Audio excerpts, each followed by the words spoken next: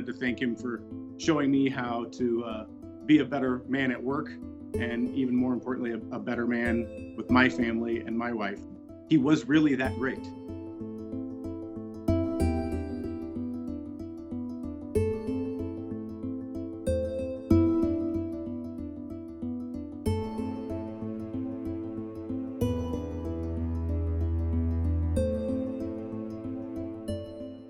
He was, I sent him a note late yesterday.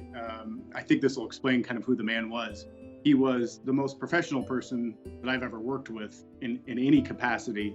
Here he was battling cancer, pain, chemo, exhaustion, but you couldn't tell when the cameras rolled. As a professional, the fact that he kept pushing and that he recorded his final, what would now be his final episodes, less than 2 weeks ago, it gives you an idea of just how much he believed in the show, how much he cared for it. But then as a man, he was an amazing dad, and he loved Gene so much that it was inspirational. So what I told him was I wanted to thank him for showing me how to be a better man at work, and even more importantly, a better man with my family and my wife. He was really that great.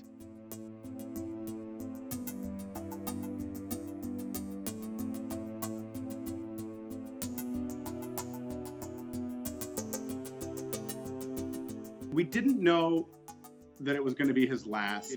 We usually do 5 shows a day. He did 3 and then 2 on Monday and then Tuesday. He was in pain and we knew it. He had had surgery. I couldn't believe he was already back from the surgery that he had had just 2 weeks before that.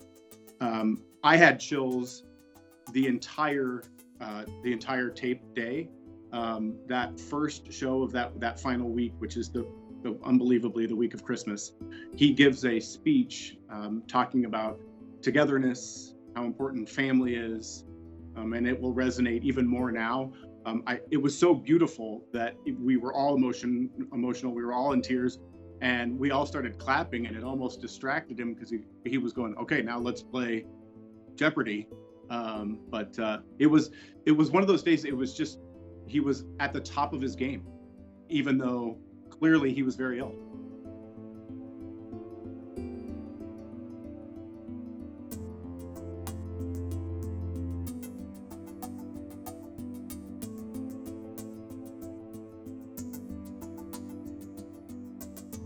He really believed in the importance of Jeopardy, and maybe that sounds corny on today of all days, but he really thought it was important what he was doing, and it is. He loved that Jeopardy popularized intelligence, and it was important for him. It was the thing he looked forward to. As he said, a lot of different things comes with being a TV star, but that time when he was in the studio, that 30 minutes where he was hosting the game, he loved it.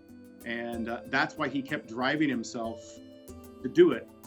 I still don't understand why he was doing it, really, other than he just loved it and wanted to be there. And he reveled in these intelligent people, in the contestants, in the writers. He loved being surrounded by it. I think he really became synonymous with the show in that he really was that smart. He was self-deprecating about his intelligence and saying, I would probably get 50% of the answers.